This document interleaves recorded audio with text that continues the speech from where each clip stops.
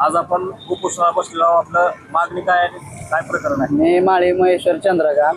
माझं शेतीच्या रस्त्यासाठीच प्रकरण आहे. गेले 5 वर्ष झालं प्रकरणाचा माझ्या निपटारा होत नाही. गेल्या वर्षी 27 मेला आदेश पारित होऊन देखील पावसामुळे रस्ता खुला झाला नाही.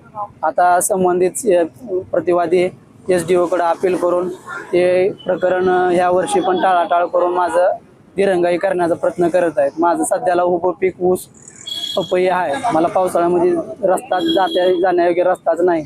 त्याच्यासाठी माझा पर्याय नाही. माझं सगळं शेतीवर उपजीविक आहे. मला बसण्या पर्याय नाही म्हणून मी उपोषणाला माझ्या लहान लेकरासहित घेऊन बसलो. कुठलं म्हणजे प्रकरण आहे? विठ्ठलवाडी शिवारातील बेंबळी. किती एकर शेती आहे? 3.5 एकर क्षेत्र आहे माझं. म्हणजे नेमकं काय झालं? शेत रस्ता आहे पण तो अतिक्रमण करून संबंधित शेतकरी जाऊ देत नाही.